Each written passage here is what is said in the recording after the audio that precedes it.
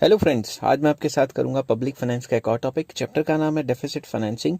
Topic का नाम है डेफिसिट फाइनेंसिंग का मीनिंग क्या होता है, what do you mean by deficit financing. तो चलिए शुरू करते हैं। Deficit financing is a measure to meet the deficit of the government's budget. Deficit financing एक तरीका है जिससे हम सरकार के बजट में जो सरकार को घाटा हुआ है उसको पूरा कर सकते हैं। ठीक है, उसको पूरा करने के कौन कौन से तरीके मैं बताऊंगा आगे। मगर सरकार को बजट में घाटा कब होता है? जब सरकार का खर्चा ज्यादा है और आमदनी कम है। When the governments total expenditure exceeds its total revenue it suffers deficit. जब भी सरकार का खर्चा ज्यादा हो जाता है और आमदनी कम होती है तो सरकार को क्या होता है? डेफिसिट। डेफिसिट का मतलब loss. This deficit can be made good by mainly adopting 3 steps. इस घाटे को पूरा करने के 3 तरीके हैं। पहला तरीका, boring from with in the country. सरकार विद इन द कंट्री कर्जा ले ले और इस जो खर्चा ज्यादा है उसको पूरा कर ले। Borrowing loans from foreign countries और इंस्टीट्यूशंस, बाहर से लोन ले ले आउटसाइड द कंट्री। एंड तीसरा, क्रिएटिंग एडिशनल मनी, नए नोट छाप दे। ये भी एक तरीका है। Deficit financing is interpreted in India and western countries differently. India में इसका मीनिंग थोड़ा सा अलग है, फॉरेन कंट्रीज में इसका थोड़ा सा मतलब अलग है। तो मैं दोनों को डिस्कस करूंगा। Deficit financing in western countries. Western countries में इसका क्या मतलब है? In western countries if the government compensates the deficit budget by taking recourse of any one of the above mentioned steps, it is called deficit financing. Foreign countries में सरकार अपने घाटे को पूरा करने के लिए इन तीनों में से कोई भी काम करती है तो उसे डेफिसिट फाइनेंसिंग कहते हैं। मतलब या तो with in the country loan लेती है, या फॉरेन कंट्री से लोन ले लेती है वेस्टर्न कंट्रीज, या एडिशनल मनी प्रिंट करती है, उन सबको डेफिसिट फाइनेंसिंग कहते हैं। इन western countries like USA etcetera, if the government makes up for deficit financing by borrowing money from the people, it is also called deficit financing. अगर वो लोगों से कर्जा ले लेते हैं तो उसको भी deficit financing कहा जाता है। By this arrangement, money collected from the people is utilized for the purpose of war or development of the country. तो वो जो पैसा इकट्ठा किया है उन्होंने, चाहे उसको जंग के टाइम पे खर्चा करें, चाहे डेवलपमेंट के ऊपर खर्चा करें, वो सरकार के ऊपर है। वो सरकार देखेगी कहाँ पे उसने खर्चा करना है। This leads to increase in the output and employment. इसकी वजह से इनकम, एम्प्लॉयमेंट, आउटपुट, ये सारी चीजें तो बढ़ेंगी। In western countries supply of money does not necessarily increase as a result of deficit financing. तो ऐसा जरूरी नहीं है कि हमेशा डेफिसिट फाइनेंसिंग की वजह से मनी सप्लाई बढ़े। क्यों? क्योंकि फॉरेन कंट्रीज में क्या पता with in the country loan ले लिया हो, लोगों से लोन ले लिया हो, या इंस्टीट्यूशन से लोन ले लिया हो, जिसकी वजह से पैसा उनका उन्हीं की कंट्री में घूम रहा है, तो इससे मनी सप्लाई बढ़ने का खतरा कम है। मगर deficit financing in India, India में क्या मतलब है इसका? In India, deficit financing does not refers to financing the government's budgetary deficit by borrowing money from people. यहाँ पे इसका ये कतई मतलब नहीं है कि लोगों से कर्जा ले लो तो उसे डेफिसिट फाइनेंसिंग कहते हैं।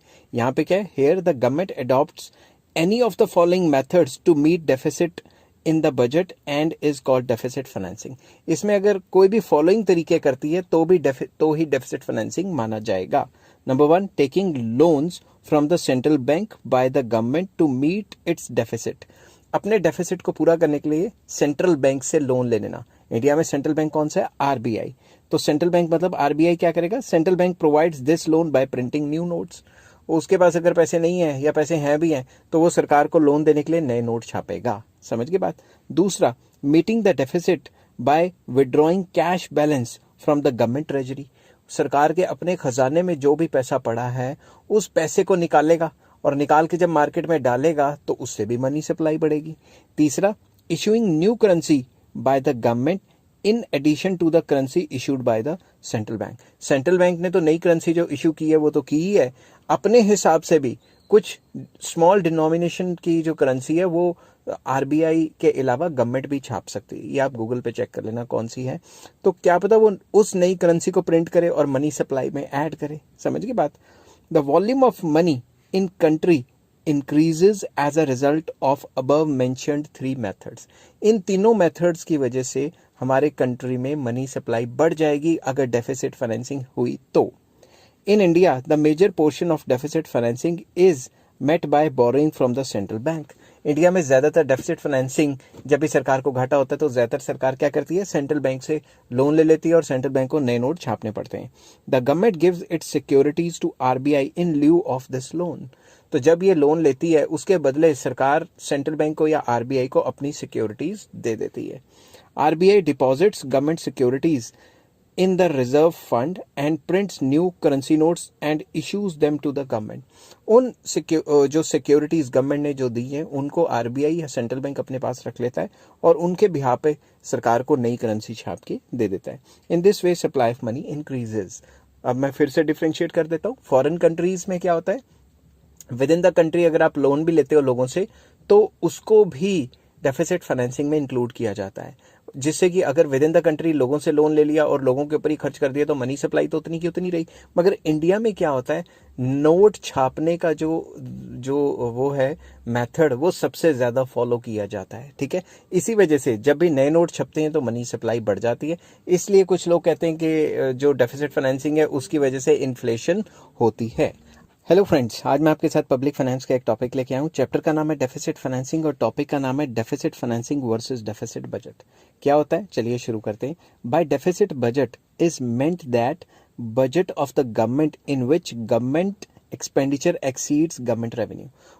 डेफिसिट बजट या बजट डेफिसिट का मतलब एक ऐसी सिचुएशन है, एक ऐसा सरकार का बजट जिसमें सरकार का खर्चा ज्यादा है और आमदनी कम है। सरकार को मतलब घाटा होगा। ठीक है, दूसरी तरफ on the other hand, the method या methods adopted to meet the deficit of the budget is called deficit financing। तो deficit financing का मतलब है वो सारे methods जिससे डेफिसिट बजट को हैंडल किया जाए, कंट्रोल किया जाए। ठीक है, तो डेफिसिट बजट क्या है कि सरकार को बजट में घाटा होना और उस घाटे को पूरा करने के जो मेथड्स हैं वो डेफिसिट फाइनेंसिंग है। आई होप ये वीडियो आपको पसंद आई होगी। हेलो फ्रेंड्स, आज मैं आपके साथ लेके आया हूँ पब्लिक फाइनेंस का एक टॉपिक। चैप्टर का नाम है डेफिसिट फाइनेंसिंग और टॉपिक है ऑब्जेक्टिव्स ऑफ डेफिसिट फाइनेंसिंग। तो डेफिसिट फाइनेंसिंग के मेन मकसद क्या है, किस वजह से डेफिसिट फाइनेंसिंग की जाती है। तो इसका फर्स्ट जो मोटिव है वो है war time financing. During war government expenditure increases many times but the increase in the sources of revenue is not possible so quickly। Simple words में, जब जंग लगी होती है, वॉर लगी होती है तो गवर्नमेंट के खर्चे काफी तेजी से बढ़ते हैं, मगर गवर्नमेंट की जो आमदनी है वो इतनी तेजी से नहीं बढ़ पाती। Therefore the government is left with only one alternative that is to borrow from the central bank of the country. तो गवर्नमेंट के पास एक ही तरीका बच जाता है, एक ही जरिया बच जाता है कि वो सेंट्रल बैंक जो कंट्री का हेड बैंक है इंडिया में जो आरबीआई है उससे लोन ले ले। The central bank that is RBI has to print notes for this purpose. इस पर्पस के लिए जो सेंट्रल बैंक है या इंडिया में जो आरबीआई है उसको नए नोट छापने पड़ते हैं, which results into expansion of credit money, जिसकी वजह से पैसा इकोनॉमी में ज्यादा आ जाता है, क्रेडिट मनी, लोन मनी बढ़ जाता है इकोनॉमी में। The amount of deficit financing depends upon magnitude of the duration of war. कितना नोट छापना है, कितनी डेफिसिट फाइनेंसिंग करनी है, कितना सरकार को घाटा होगा, वो किस पे डिपेंड करता है, ड्यूरेशन ऑफ वॉर, कितनी लंबी लड़ाई चलेगी। जितना लंबा लड़ाई चलेगी उतना ही ज्यादा नोट छापेगी। ठीक है ना। नेक्स्ट आ जाता है रेमेडी फॉर डिप्रेशन और अनएम्प्लॉयमेंट। ये किसने कहा था, केन्स ने। In under developed countries deficit financing is adopted as a remedy for depression and unemployment. Under develop countries में अनएम्प्लॉयमेंट एंड डिप्रेशन की सिचुएशन को सॉल्व करने के लिए केन्स, जो जेएम केन्स हुए, उन्होंने कहा था कि सरकार को इंटरवीन करना चाहिए और डेफिसिट बजट रखना चाहिए हमेशा अपना। केन्स, जिनका पूरा नाम जेएम केन्स है, John Maynard Keynes, has also supported the deficit financing as a remedy for depression and unemployment. J M Keynes ने कहा था कि भाई सरकार को नए नए नोट छापने चाहिए, सरकार को बजट में घाटा लेना चाहिए अगर सरकार को अपने कंट्री से डिप्रेशन और अनएम्प्लॉयमेंट को भगाना है, दूर करना है। तो investment in the country increases as a result of deficit financing. तो जब भी डेफिसिट फाइनेंसिंग होगी, नया पैसा आएगा इकोनॉमी में, नए नोट छपेंगे तो लोगों के पास आएंगे, लोग इन्वेस्टमेंट्स बढ़ाएंगे। As a result of increase in investment income increases many fold under the multiplier effect. अगर सरकार के पास पैसा आएगा, सरकार इन्वेस्टमेंट करके प्रोजेक्ट्स वगैरह बनाएगी, रोड्स बनाएगी, इंफ्रास्ट्रक्चर बनाएगी, उससे लोगों के पास भी पैसा आएगा, लोग भी फर्दर इन्वेस्ट करेंगे। तो जब इन्वेस्टमेंट्स बढ़ती हैं इकोनॉमी में तो इनकम कई गुना बढ़ जाती है, जिसे मल्टीप्लायर कहते हैं, investment multiplier. Production of goods enhances, जब लोगों की इन्वेस्टमेंट करने से इनकम बढ़ेगी, वो डिमांड करेंगे तो गुड्स की प्रोडक्शन बढ़ेगी। This provides employment to more people, इससे लोगों को एम्प्लॉयमेंट मिलेगी। During the depression period of 1929-30 most of the countries undertook deficit financing to solve depression. जब भी 1929-30 में पुराने टाइम पे जब डिप्रेशन आया था तो ज़्यादातर कंट्रीज़ ने यही किया था। और रिसेंटली कोरोना वायरस आया, अमेरिका से लेकर इंग्लैंड से लेकर सब ने इतने नोट छापे कि इतनी ज़्यादा महंगाई हो चुकी है। अब महंगाई को कंट्रोल करने के लिए रेट ऑफ इंटरेस्ट बढ़ा रहा है, ठीक है ना। तो ये भी एक मकसद है कि अपनी इकोनॉमी को अनएम्प्लॉयमेंट और डिप्रेशन से निकालना है, तो भी नोट छापती हैं कंट्रीज, ठीक है। नेक्स्ट आ जाता है थर्ड पॉइंट, इकोनॉमिक डेवलपमेंट। ये भी सिंपल है, ठीक है। हर एक कंट्री चाहता है उसका देश तरक्की करे, मगर उसके लिए पैसा चाहिए। पैसा कहाँ से आएगा? Deficit financing. और भी कई तरीके हैं, मगर ये वन ऑफ द मेन तरीका है। The main M of the deficit financing in under developed countries like India is economic development. तो डेफिसिट फाइनेंसिंग का एक और मेन मकसद है, जो अंडर डेवलप्ड कंट्रीज हैं या लेस डेवलप कंट्रीज हैं, जैसे इंडिया भी अभी फुली डेवलप तो हुआ नहीं है, तो इकोनॉमिक डेवलपमेंट करना, अपने देश की तरक्की करना। In economically backward countries income is low. Economically backward countries में इनकम लो होता है, consequently the capacity to save is also low. जब इनकम ही लो होगा तो सेविंग कहाँ से करेंगे? Capital formation is low because of low savings and economic development stops because of the absence of sufficient capital. जब देखो इन्वेस्टमेंट ही नहीं होगी, इनकम ही नहीं होगी, सेविंग ही नहीं होगी, तो ये जो सारा विशियस सर्कल है यही सफ़र करेगा। तो आम बंदे के पास या फिर जो इन्वेस्टर्स हैं उनके पास सफिशिएंट कैपिटल नहीं होगी, ठीक है। Therefore it becomes imperative to encourage saving and investment for the economic development of the country. तो इसलिए सरकार ये चाहेगी कि इकोनॉमी में ज़्यादा पैसा आए ताकि सेविंग्स और इन्वेस्टमेंट्स बढ़े और पैसा सर्कुलर फ्लो में घूमे ताकि देश तरक्की करे। The deficit financing gives a boost to investment. Deficit financing से नए नोट आते हैं, नई करेंसी आती है, इससे इकोनॉमी में इन्वेस्टमेंट्स बढ़ती हैं। On the one hand the government utilizes the money procured from this arrangement for the purpose of development of means of transport, power, infrastructure, etc. as a result of which structure of economic development of the country is put on firm footing। एक तरफ इन्होंने ये बताया कि जब भी सरकार नए नोट छापती है तो उससे इंफ्रास्ट्रक्चर वगैरह अच्छा करती है, ट्रांसपोर्ट, पावर, बिजली अच्छा करेगी, जिससे इकोनॉमिक डेवलपमेंट होगी। And on the other hand because of this arrangement price rise as a result of which profits of the producers also rise. तो जब भी सरकार नई करेंसी छापेगी और उसको मार्केट में डालेगी, उससे क्या होगा? उससे थोड़ी सी महंगाई शुरू हो जाएगी, और जब भी महंगाई शुरू होती है तो प्रोड्यूसर के प्रॉफिट्स बढ़ जाते हैं, और प्रॉफिट्स बढ़ने के चक्कर में वो ज़्यादा माल बनाएगा, तो इकोनॉमिक डेवलपमेंट हो सकती है। हेलो फ्रेंड्स, आज मैं आपके साथ करूंगा पब्लिक फाइनेंस का एक टॉपिक। चैप्टर का नाम है डेफिसिट फाइनेंसिंग और टॉपिक का नाम है effects of deficit financing on economic development. Economic development के ऊपर डेफिसिट फाइनेंसिंग का क्या असर पड़ता है, चलिए शुरू करते हैं। The government needs a lot of money to achieve the objective of economic development। अगर किसी भी देश में तरक्की करनी है किसी सरकार ने, तो उसके लिए उसको बहुत ज़्यादा पैसा चाहिए। The government cannot manage to collect sufficient revenue through taxes, savings and public loans। तो गवर्नमेंट को ये जो पैसा चाहिए वो इकट्ठा करने के लिए टैक्सेस से, सेविंग से और लोन से इतना पैसा नहीं जुटा पाती कि पूरे के पूरे कंट्री की तरक्की करे। देयरफॉर इस वजह से it resorts to deficit financing, इसलिए उसको डेफिसिट फाइनेंसिंग भी करनी पड़ती है, नई करेंसी भी लेके आनी पड़ती है। But if the deficit financing crosses a certain limit there is a possibility of immense price rise which affects the growth adversely. मगर अगर डेफिसिट फाइनेंसिंग कुछ ज़्यादा ही कर दी, नए नोट कुछ ज़्यादा ही छाप दिए, तो इसका प्राइस राइज पे बहुत बुरा असर पड़ेगा, जिसकी वजह से ग्रोथ ऑलमोस्ट ख़त्म भी हो सकती है या नेगेटिव जा सकती है। आपको एग्जांपल देता हूँ, कई अफ्रीकन कंट्रीज़ हैं, आपने देखा होगा टीवी पे, उसमें करेंसी एक्सचेंज के लिए ट्रॉली पे लेके जाते हैं, क्योंकि उनकी करेंसी की वैल्यू इतनी गिर चुकी है। समझ की बात? Therefore deficit financing has both favourable and unfavourable effects. इसके फ़ायदे भी हैं और इसके नुकसान भी हैं, तो दोनों के दोनों मैं करवाऊंगा। सबसे पहले favourable effects of deficit financing on economic development, कि इकोनॉमिक डेवलपमेंट के लिए पॉजिटिव रोल कैसे प्ले करता है। चलिए शुरू करते हैं। फर्स्ट पॉइंट है mobilization of surplus and unutilized resources. Simple words में, in underdeveloped countries, labor and other resources are not fully utilized because of the lack of financial resources। underdeveloped countries में labor का और other resources का, जो important resources है, उनका अच्छे तरीके से इस्तेमाल, fully utilization या उनका अच्छा इस्तेमाल नहीं हो पाता क्योंकि पैसा नहीं होता। These resources remain unexploited. इन रिसोर्सेज का इस्तेमाल बिल्कुल नहीं हो पा रहा, ठीक है, क्योंकि पैसा ही नहीं है, पैसा नहीं होगा, इन्वेस्टमेंट नहीं होगी तो काम ही नहीं कोई करवा पाएंगे। The government gets enough financial resources through deficit financing. Government के पास डेफिसिट फाइनेंसिंग से काफ़ी अच्छा पैसा आ जाता है। By procuring money through deficit financing the government provides employment to unemployed resources. तो गवर्नमेंट क्या करती है, जब गवर्नमेंट के पास नोट छाप के पैसा आ जाता है तो गवर्नमेंट वो जो रिसोर्सेज अनएम्प्लॉयड पड़े हैं, जो बेकार पड़े हैं, उनको इस्तेमाल करना शुरू कर देती है और उनकी यूटिलाइजेशन शुरू हो जाती है। Consequently output increases and the rate of economic growth rises. इससे एक तो जो फालतू के रिसोर्सेज पड़े थे उनका इस्तेमाल करेंगे तो आउटपुट तो बढ़ेगी, इससे देश की तरक्की भी बढ़ जाएगी। In under developed countries the production capacity is less in agriculture and industrial fields. तो जो अंडर डेवलप कंट्रीज होती हैं उनमें जो प्रोडक्शन कैपेसिटी होती है एग्रीकल्चर की भी और इंडस्ट्रियल सेक्टर की भी, वो काफ़ी कम होती है। This production capacity is increase as a result of deficit financing. तो जब भी डेफिसिट फाइनेंसिंग की जाएगी ये प्रोडक्शन कैपेसिटी को बढ़ाया जाएगा, क्योंकि इंफ्रास्ट्रक्चर बनाएंगे और मॉडर्न टेक्नोलॉजी लेके आएंगे, कुछ ना कुछ करेंगे जिससे प्रोडक्शन कैपेसिटी पहले से बढ़ जाएगी। Increase in production capacity leads to increase in output. तो जैसी प्रोडक्शन कैपेसिटी बढ़ेगी वैसे आउटपुट बढ़ जाएगी। द प्राइजेज में rise in the beginning but a little rise in price will encourage production. ये कह रहे हैं कि क्या पता थोड़ा थोड़ा प्राइस बढ़ जाए, इस सिचुएशन में थोड़ा प्राइस बढ़ जाए, मगर जब प्राइस बढ़ेगा नई मनी सप्लाई आने से उससे प्रोड्यूसर एनकरेज फील करेगा और वो ज़्यादा माल बनाएगा। अगर सप्लाई ज़्यादा होगी तो फिर महंगाई होने के कम चांसेस हैं।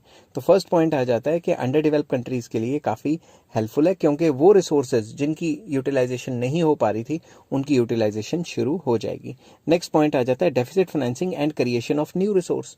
क्या पता जो पैसा सरकार ने छापा है, सरकार ने आरबीआई या सेंट्रल बैंक के थ्रू छापा है, उससे कोई नया रिसोर्स का जरिया बना ले जिससे इनकम जनरेशन या एम्प्लॉयमेंट जनरेशन होने शुरू हो जाए। चलिए शुरू करते हैं।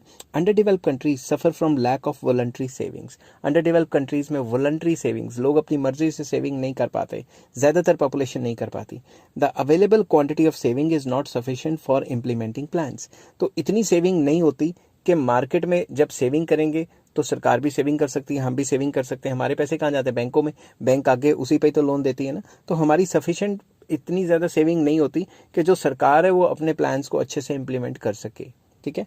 When deficit financing is undertaken in these countries the prices rise. तो जब भी अंडर डेवलप कंट्रीज में नए नोट छापे जाते हैं तो प्राइजेस क्या होते हैं? बढ़ जाते हैं। But the people's income does not rise much and therefore they have to consume less. तो उसमें क्या होता है, जिस हिसाब से वो नोट छापते हैं उस हिसाब से उनकी जो तनख्वाहें हैं वो नहीं बढ़ती, प्राइसेस तो बढ़ जाते हैं, तो उनको कम कंज्यूम करना पड़ता है, क्योंकि प्राइस बढ़ गया तो तनख्वाह तो बढ़ी नहीं, तो फिर इनकम तो गिवन है तो उनकी कंजम्पशन पहले से कम हो जाती है। In other words they have to do forced savings. तो ज़्यादातर जब प्राइस बढ़ता है तो लोग क्या करते हैं? फोर्स्ड सेविंग करते हैं। फोर्स्ड सेविंग मतलब कुछ खरीद तो पाएंगे नहीं, तो ज़बरदस्ती का सेव ही करना पड़ेगा। तो जब ज़बरदस्ती का सेव करेंगे तो उससे क्या होगा?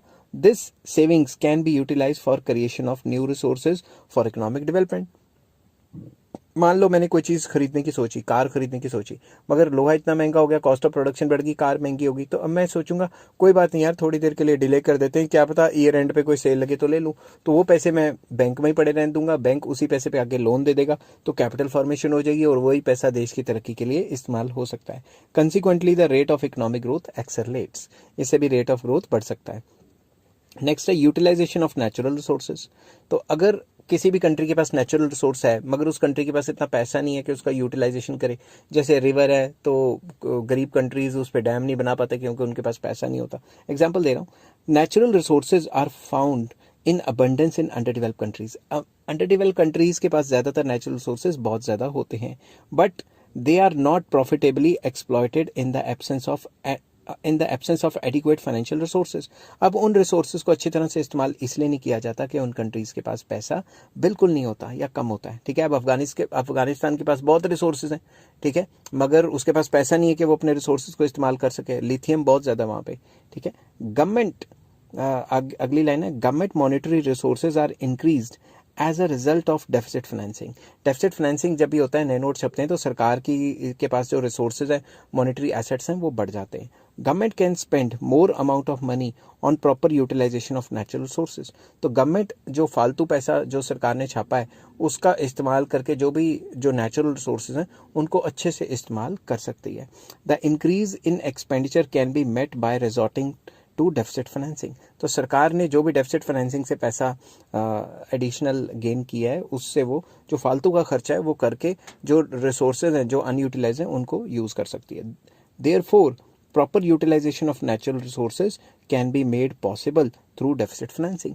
तो ये भी एक पॉइंट है कि नेचुरल सोर्सेज का फुली इस्तेमाल कर सकते हैं डेफिसिट फाइनेंसिंग के थ्रू। फॉर एग्जांपल कोई भी गरीब कंट्री है, उसके पास तेल है या लिथियम का भंडार है, मगर उसके पास उतने पैसे नहीं है कि वो उसका इस्तेमाल करे, तो सरकार नए नोट छाप के उन रिसोर्सेज को एक्सप्लॉइट कर सकती है। नेक्स्ट आता है increase in employment.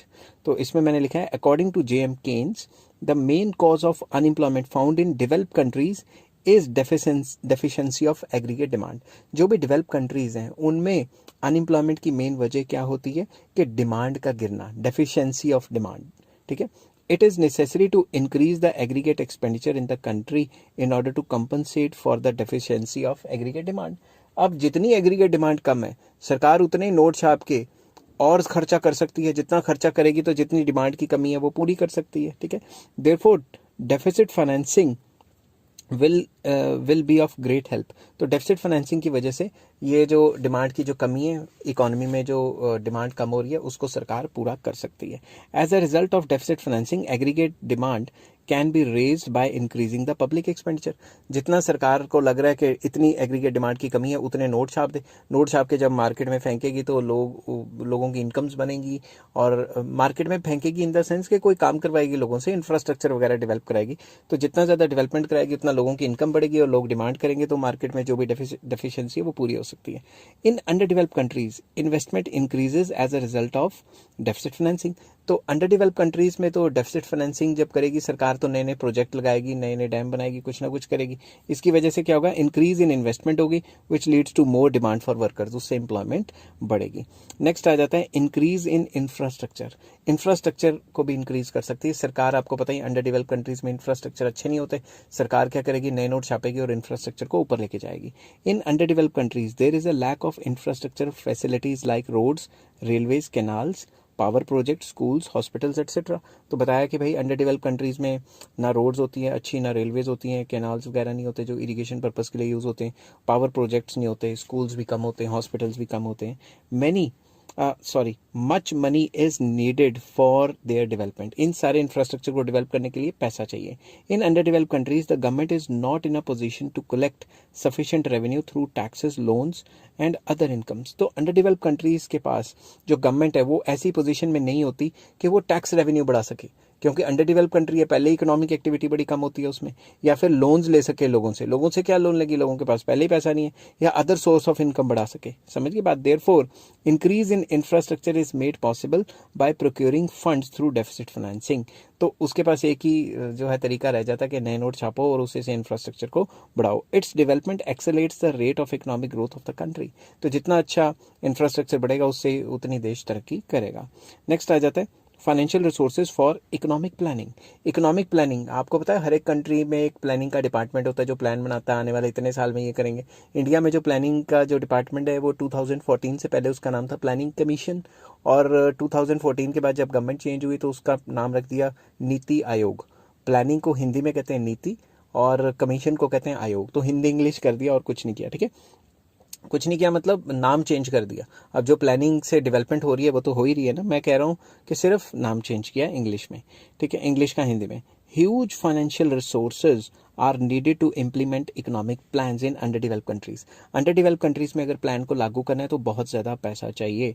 This finance can't be possibly arrange through ordinary budgetary resources. और इस प्लान को जो देश की तरक्की के लिए प्लान्स बनाए जाते हैं उनको आम बजट से पूरा नहीं किया जा सकता। The government has to adopt deficit financing to achieve this end. तो इस एंड को पूरा करने के लिए या अपने मकसद को, प्लान को पूरा करने के लिए सरकार को डेफिसिट फाइनेंसिंग करनी ही पड़ती है। The finance for the economic planning can be easily arrange through deficit financing. तो वही है कि अगर हमने डेवलपमेंट प्लान को लाया हुआ है उसको पूरा करने के लिए सरकार आरबीआई से लोन ले लेगी, आरबीआई को कहेगी नए नोट छाप दे, वो नए नोट छाप देगा। तो इस तरीके से प्लानिंग को पूरा किया जा सकता है। नेक्स्ट आ जाता है to meet the monetary demand. Monetary demand लगातार बढ़ती जा रही है, पैसे की डिमांड लगातार बढ़ती जा रही है। ठीक है, उसको भी पूरा करने के लिए in the developed economies demand for money increases for various reasons. Develop economies में जो पैसे की डिमांड है वो लगातार बढ़ती रहती है, और उसके क्या रीजंस है, मैंने कुछ रीजंस लिखे हुए। Demand for money increases as a result of non monetary sector changing into monetary sector. पहले कोई नॉन मॉनेटरी सेक्टर था, मगर जैसे जैसे देश ने तरक्की किया उसको मॉनेटरी सेक्टर में कन्वर्ट होना पड़ा। पहले क्या पता बार्टर सिस्टम की तरह कुछ हल्का फुल्का लेन देन कर देते हो, मॉनेटरी सिस्टम अच्छा ना हो, मगर जैसे जैसे देश तरक्की करता है मॉनेटरी सिस्टम भी डेवलप करता है। तो नॉन मॉनेटरी सिस्टम से मॉनेटरी सिस्टम पे आया, तो उस इकोनॉमी में या उस सिस्टम को भी तो पैसा चाहिए ना, इसलिए नया नोट छापना पड़ा। Transactions increase as a result of increase in investment. तो जैसे जैसे टाइम टू टाइम इन्वेस्टमेंट बढ़ती है तो इकोनॉमी में और ज़्यादा एडिशनल पैसा चाहिए होता है। Income rises as a result of economic planning resulting in the increase in the demand for money. तो जैसे जैसे लोगों की इनकम्स बढ़ती है वैसे वैसे उनका डिमांड फॉर मनी भी बढ़ता है, क्योंकि उन्होंने खर्चा करना है तो उनको पैसे की डिमांड तो चाहिए। Increase in imports as a result of increasing foreign aid raises the demand for money. बाहर से हमें एड आई, एड तो डॉलर में आई, तो अब जब एड हमारे ऊपर खर्च हुई या इन्वेस्ट हुई तो उसको कन्वर्ट करने के लिए तो नोट तो छापने पड़ेंगे ना। बाहर से अगर मान लो 1 करोड़ डॉलर आ गए हमारे कंट्री में, तो 1 करोड़ डॉलर थोड़ी ना यहाँ चलेंगे, यहाँ तो उसके इक्विवेलेंट नोट छापने पड़ेंगे ना, तभी तो एडिशनल पैसा बना इकोनॉमी में। ठीक है, this increase demand for money is met by deficit financing. ये जो सारी डिमांड फॉर मनी इंक्रीज होती जा रही है इसको हम डेफिसिट फाइनेंसिंग से पूरा कर सकते हैं।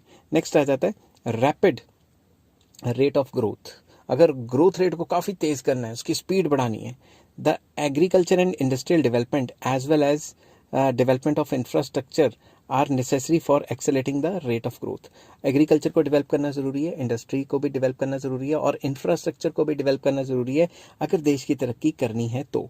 Money in adequate quantity can possibly be procured for their development through deficit financing. इन सारे सेक्टर की ओवरऑल डेवलपमेंट करने के लिए डेफिसिट फाइनेंसिंग एक इंपॉर्टेंट सोर्स ऑफ मनी है। ठीक है, उसके बाद आ जाता है, ये तो थे पॉजिटिव असर कि भाई नए नोट छापने से या डेफिसिट फाइनेंसिंग से हमारे कंट्री का भला होता है, मगर अब आ जाता है adverse effects.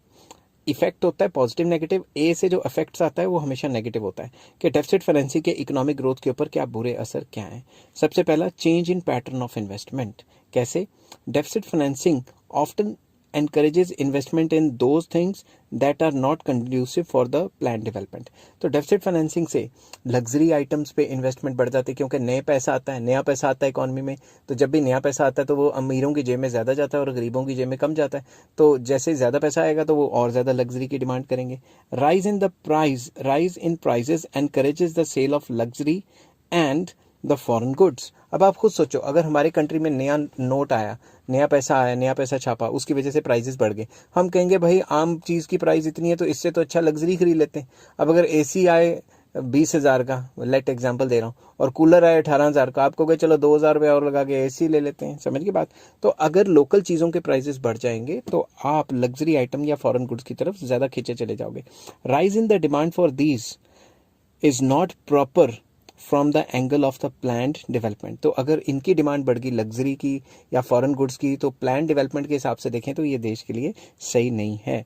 As a result of it tendency for speculation is encouraged. तो इससे क्या होता है, स्पेकुलेशन की टेंडेंसी बढ़ जाती है, स्पेकुलेशन काफ़ी एक्टिविटीज़ बढ़ जाती हैं। दस इन्फ्लेशन में lead to increase in such investment that is not essential for growth. तो इससे क्या होता है, इन्वेस्टमेंट की ऐसी जगह पे हो जाती है जिससे देश की तरक्की असर नहीं करती। फॉर एग्जांपल, इन्वेस्टमेंट होने लगी लग्जरी आइटम्स पे या लग्जरी गुड्स बनाने वाली इंडस्ट्रीज़ पे और नेसेसिटीज़ पे फोकस ही नहीं हो रहा जो गरीब खाते हैं। समझ की बात? नेक्स्ट पॉइंट आ जाता है क्रेडिट क्रिएशन बाय बैंक्स।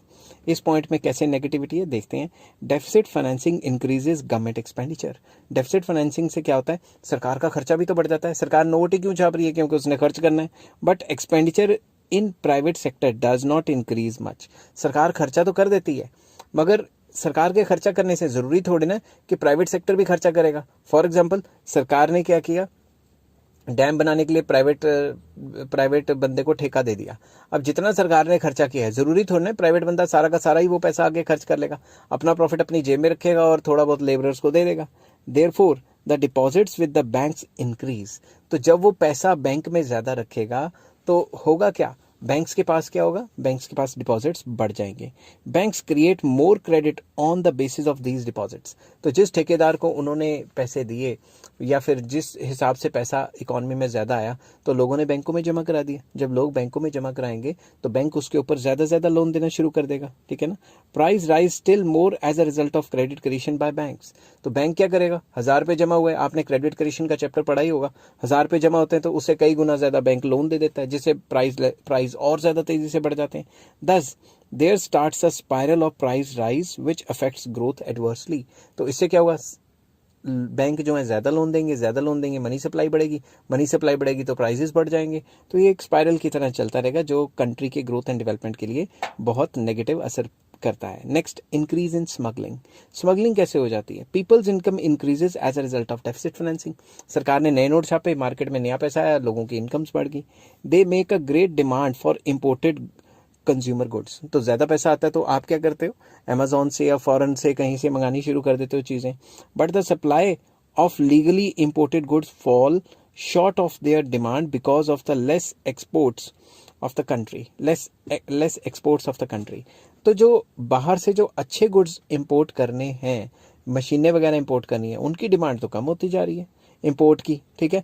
और जो एक्सपोर्ट्स हैं वो भी बाहर नहीं हो पा रहे, क्योंकि जब हमारे कंट्री में नए नोट छापने की वजह से महंगाई आई तो जो एक्सपोर्टर्स हैं वो कहेंगे विद इन द कंट्री सामान बेचते हैं, बाहर जाके क्यों बेचें, तो इससे एक्सपोर्ट्स भी गिर जाते हैं। The increasing demand for imported goods encourages smuggling. तो बाहर से काफ़ी ज़्यादा गुड्स की जो डिमांड है बढ़ जाएगी, क्योंकि हमारे कंट्री में ज़्यादा पैसा आ गया। तो जो बाहर से जो गुड्स की डिमांड है वो काफ़ी ज़्यादा बढ़ जाएगी, तो उससे क्या होगा, उससे फाइनली हम स्मगलिंग करनी शुरू कर देंगे। आपको पता है ना, बाहर से कई लोग आते हैं, सोना लेके आ जाते हैं अनअकाउंटेड, या कोई ऐसी चीज़ ले आते हैं। स्मगलिंग क्या होता है? बेसिकली स्मगलिंग होता है अनअकाउंटेड चीज़ जो आप बाहर से ले आते हैं, जिसके बारे में सरकार को बताते नहीं और टैक्स नहीं देते, ठीक है।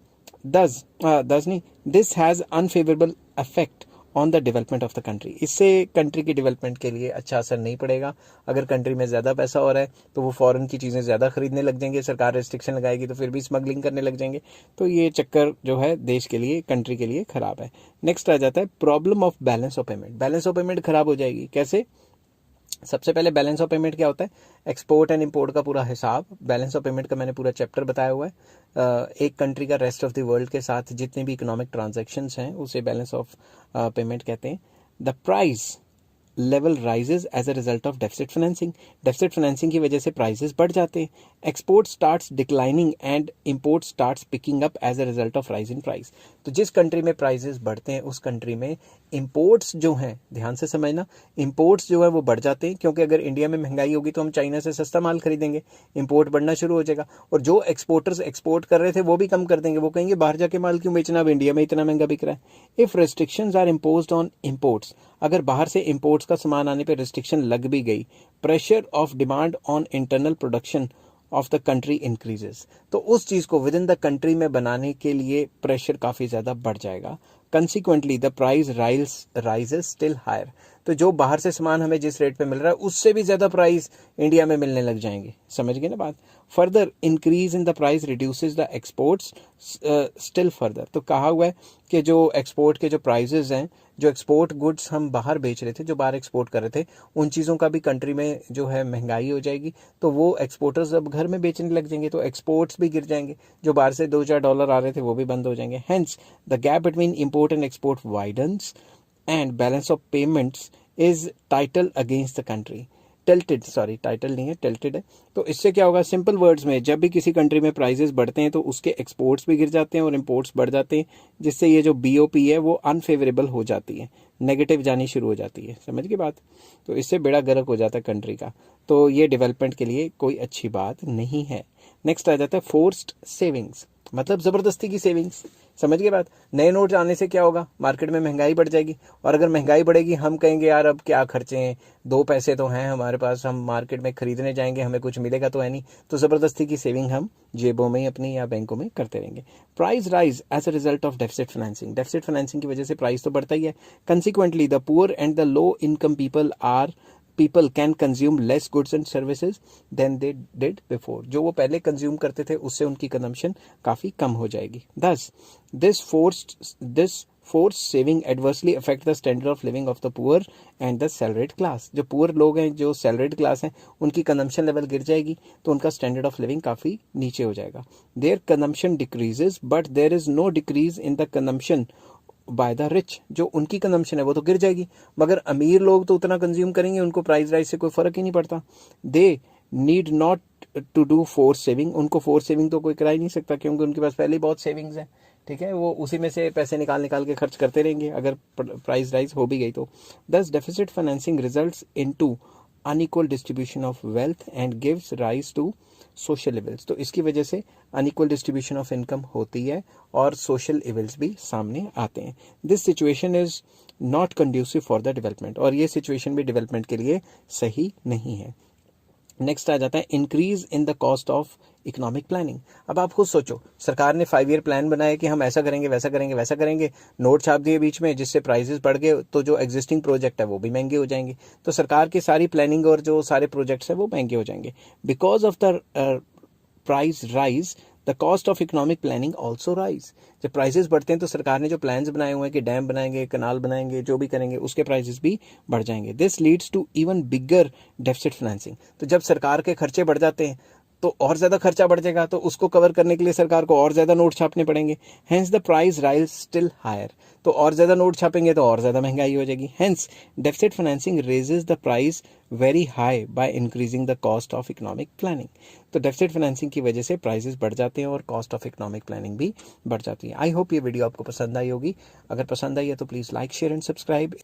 हेलो फ्रेंड्स, आज मैं आपके साथ पब्लिक फाइनेंस का एक टॉपिक लेके आया हूँ। चैप्टर का नाम है डेफिसिट फाइनेंसिंग, टॉपिक का नाम है effects of deficit financing on prices. Prices पे इसका क्या असर पड़ा था, पॉजिटिव असर पड़ता है कि नेगेटिव असर पड़ता है। इसके बेसिकली 2 व्यूज हैं, 2 व्यूज हैं।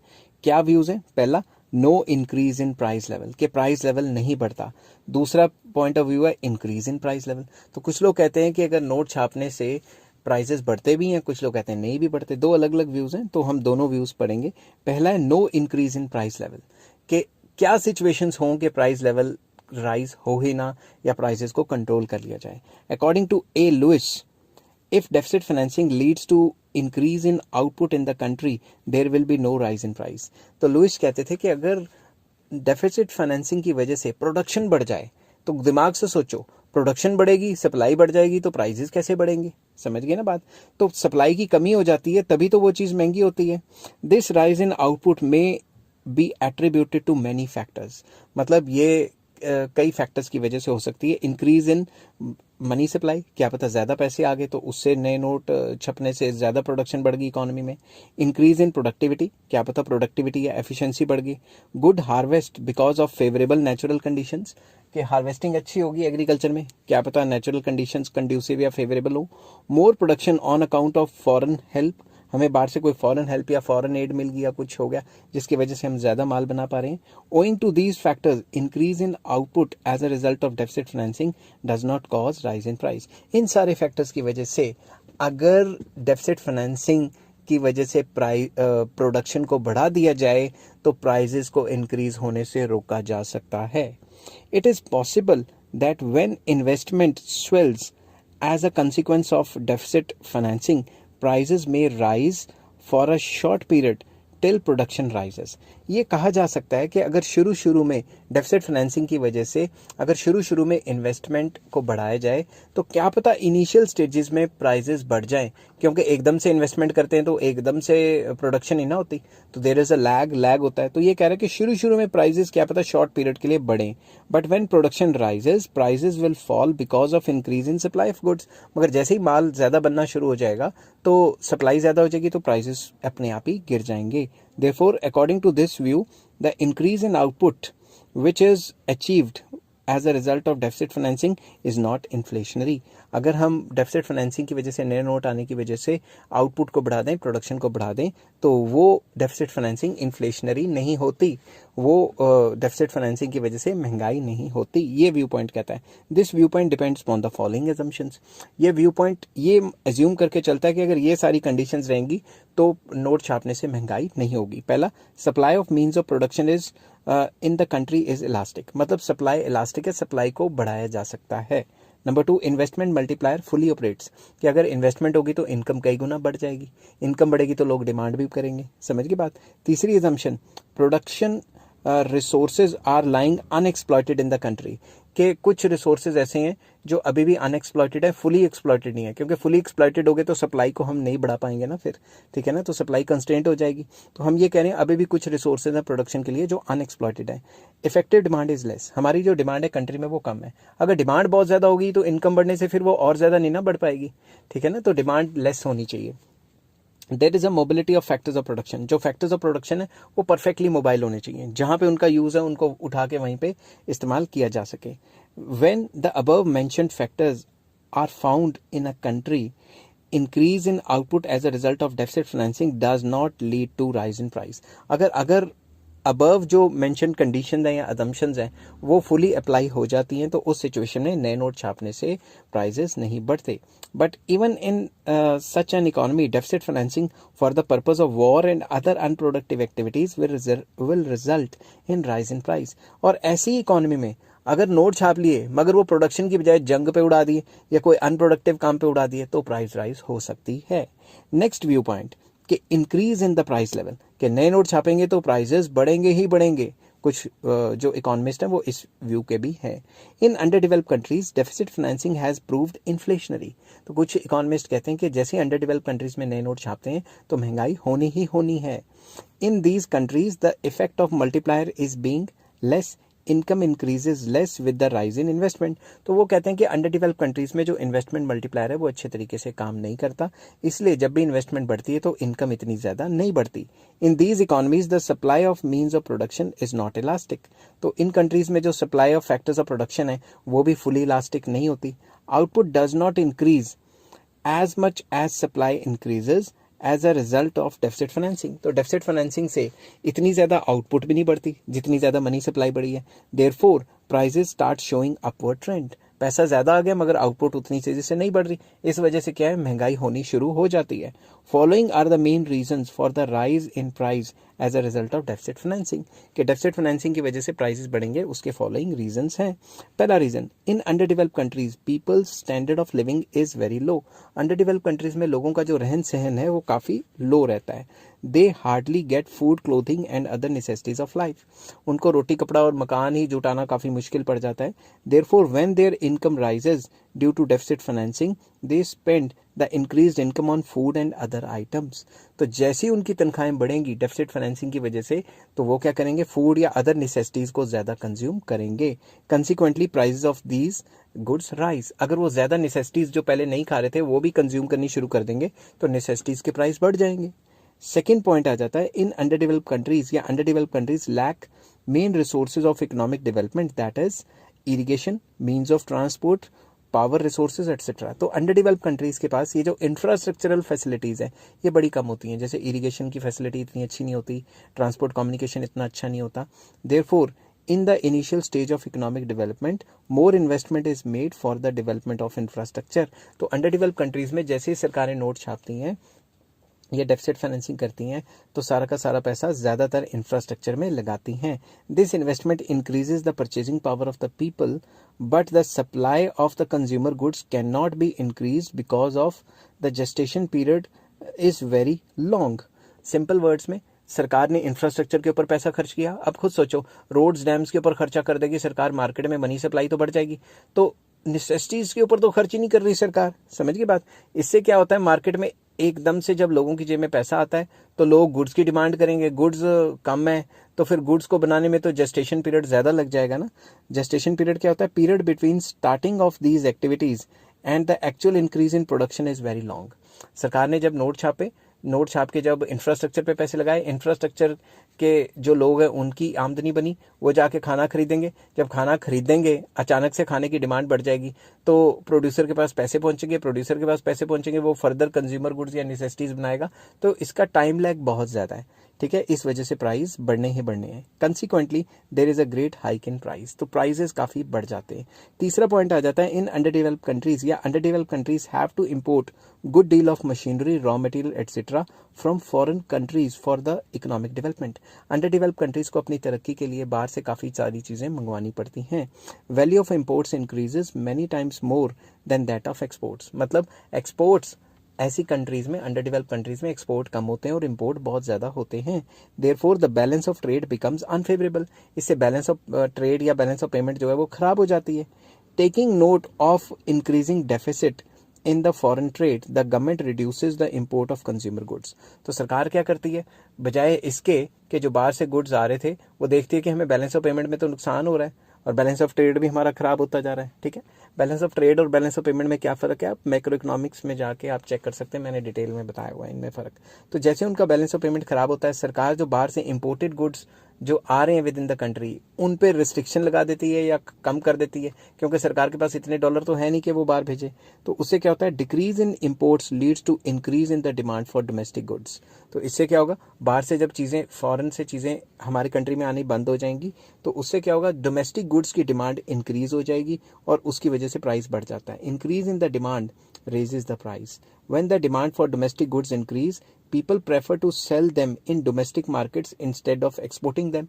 और जैसे ही घर में प्राइजेस शूट अप कर जाएंगे, जो एक्सपोर्टर्स हैं वो घर में ही बेचना शुरू कर देंगे, एक्सपोर्ट गिर जाएगा, उससे बैलेंस ऑफ पेमेंट और ख़राब हो जाएगा। The government offers many types of incentives to encourage the exports in order to meet the deficit of the foreign trade. तो इस फॉरेन ट्रेड या बैलेंस ऑफ पेमेंट के खराब होते को सही करने के लिए, इसको दुरुस्त करने के लिए सरकार क्या करेगी, काफ़ी इंसेंटिव्स देगी। Increased exports of these goods as a result of incentives causes the supply of these goods to fall in the country. तो सरकार जब एक्सपोर्ट्स को एनकरेज करने की कोशिश करेगी तो हमारे कंट्री में यही गुड्स जो पहले लोगों के लिए अवेलेबल थे वो एक्सपोर्ट होने शुरू हो जाएंगे, तो उनकी मार्केट में कमी हो जाएगी तो भी प्राइस बढ़ जाएगा। Decrease in the supply raises the price still higher. तो इससे क्या होगा, बुरा बद से बदतर हालात होते रहेंगे। नेक्स्ट आ जाता है fourth point, under developed countries have to incur much expenditure on social welfare and social security activities like medical education, unemployment insurance, pension etc. तो अंडर डेवलप कंट्रीज को इन सारी एक्टिविटीज़, वेलफेयर एक्टिविटीज़ के ऊपर या social security या medical education and unemployment insurance वगैरह, इनके ऊपर काफ़ी पैसा खर्च करना पड़ता है। This expenditure increases the purchasing capacity of the people. तो जब भी सरकार इनको ये बेनिफिट्स देती है तो लोगों की जेब में पैसा आ जाता है, बट प्रोडक्शन तो इससे बढ़ी नहीं, तो उससे क्या हुआ, प्राइसेस बढ़ गए। सरकार ने जो ट्रांसफ़र पेमेंट्स की हैं, पेंशनें बांटी हैं या सोशल सिक्योरिटी बेनिफिट्स बांटे हैं या कुछ भी ऐसा पैसा बांटा है फ्री में या वेलफेयर एक्टिविटीज़ की हैं, तो लोगों की जेब में पैसा तो आ गया, मगर प्रोडक्शन तो की नहीं सरकार ने। तो प्रोडक्शन इतनी ज़्यादा नहीं होती, सप्लाई मार्केट में पैसे की ज़्यादा आ जाती है इसकी वजह से, और फिर भी प्राइसेस बढ़ जाते हैं। नेक्स्ट पॉइंट आ जाता है, there is less mobility of factors of production in these countries. Under develop countries में जो फैक्टर्स की मोबिलिटी होती है वो कम होती है। मोबिलिटी मतलब movement from one place to another या one business to another business. Because of less mobility these factors of production can not be shifted easily from one place to another. तो क्योंकि mobility अच्छी नहीं होती तो हर एक जो फैक्टर्स ऑफ प्रोडक्शन है उनको एक सेक्टर से या दूसरे सेक्टर या एक जगह से दूसरी जगह भेजना काफ़ी मुश्किल होता है। Therefore it is not possible to take these factors of production from one place where they are engaged to another place where the demand for these factors is more. तो वहाँ से जहाँ पे उनकी जो डिमांड है वो कम है, वहाँ से निकाल के जहाँ पे उनकी डिमांड ज़्यादा है वहाँ पे उनको ले जाना काफ़ी मुश्किल हो जाता है, जिस वजह से output can not be increase. इस वजह से output can not be increase in a given sector bye increasing the supply of factors of production. तो जिस सेक्टर्स में जो लेबर कैपिटल या जो भी फैक्टर्स की कमी है उस सेक्टर में वो फैक्टर्स नहीं आ पाते, इसलिए वो सेक्टर की प्रोडक्शन जो है वो कम हो जाती है, जिसकी वजह से प्राइसेस भाग जाते हैं। तो आई होप ये वीडियो आपको पसंद आई होगी। अगर पसंद आई है तो please like share and subscribe. इसके दो व्यूज़ थे, कुछ लोग कहते हैं कि प्राइसेस बढ़ जाती है, कुछ लोग कहते हैं प्राइसेस नहीं बढ़ती। वो दोनों कंडीशंस मैंने आपको बता दी हैं। इस चैप्टर के सारे लिंक आपको डिस्क्रिप्शन में मिल जाएंगे। हेलो फ्रेंड्स, आज मैं आपके साथ लेके आया हूँ पब्लिक फाइनेंस का एक और टॉपिक। चैप्टर का नाम है डेफिसिट फाइनेंसिंग और टॉपिक का नाम है measures to control adverse effects of deficit financing. कि डेफिसिट फाइनेंसिंग से जो भी बुरे असर पड़ते हैं उन बुरे असर को कैसे कम किया जाए, नए नोट छापने से जो महंगाई की प्रॉब्लम हो जाती है उसको कैसे कंट्रोल किया जाए। चलिए शुरू करते हैं। सबसे पहले deficit financing is like a poisonous but effective medicine. ये एक ऐसी दवा है जो मार भी सकती है, पॉइजन भी है, जहर भी है, मगर एक इफेक्टिव मेडिसिन भी है अगर अच्छे तरीके से ली जाए। If it is not taken in proper quantity it can do enough harm. तो डेफिसिट फाइनेंसिंग को अगर प्रॉपर क्वांटिटी में नहीं लिया गया तो इससे काफ़ी ज़्यादा नुकसान हो सकता है। It is difficult to fix the safe limits of deficit financing. अब ये हमें सपना थोड़ी ना आएगा कि इतनी डेफिसिट फाइनेंसिंग करनी है और इतनी नहीं करनी, तो इसकी सेफ लिमिट्स को पता लगाना भी बहुत मुश्किल है। It is determined by the effect it has on prices. बाद में पता लगता है कि इसके प्राइजेस पे ये असर पड़ा, जिसकी वजह से हम अनुमान लगा सकते हैं कि ये सही रही डेफिसिट फाइनेंसिंग या सही नहीं रही। If there is not much rise in prices, deficit financing will not be considered harmful। अगर डेफिसिट फाइनेंसिंग की वजह से, नए नोट छापने की वजह से प्राइजेस में राइज इतना ज़्यादा नहीं आया या माइन्यूट्स आया, तो हमें पता लग जाएगा कि इसके हार्मफुल इफेक्ट्स नहीं पड़े।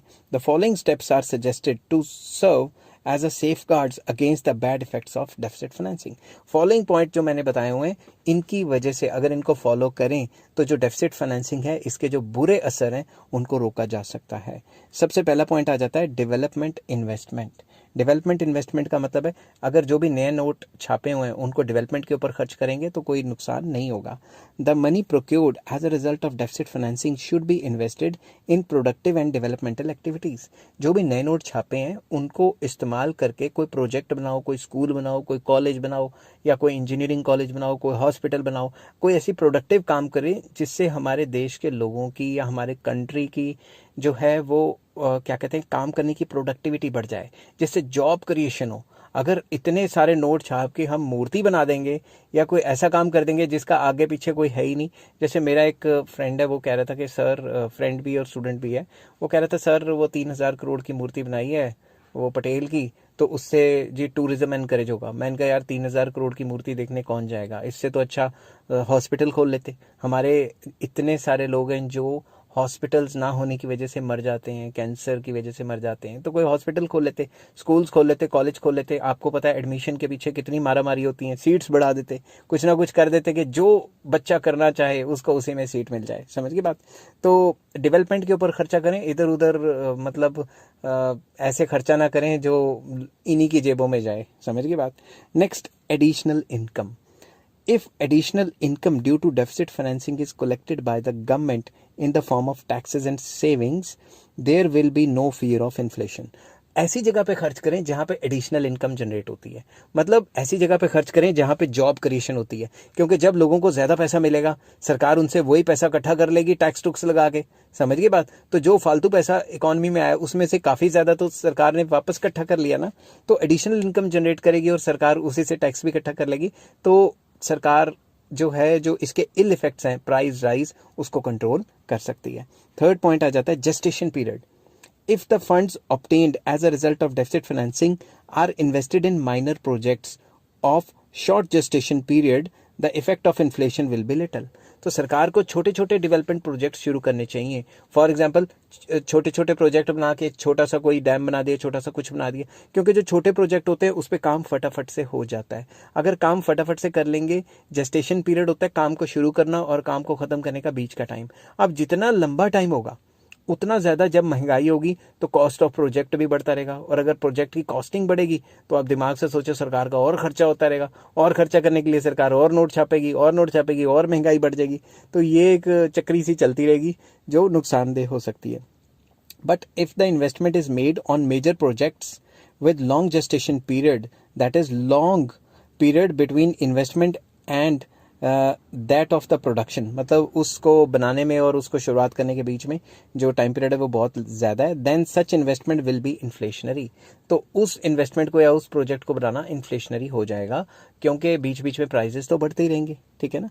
नेक्स्ट आ जाता है control over prices. Inflation can be checked if the government is in a position to control prices of foodstuffs and other necessities to regulate adequately the distribution of raw material।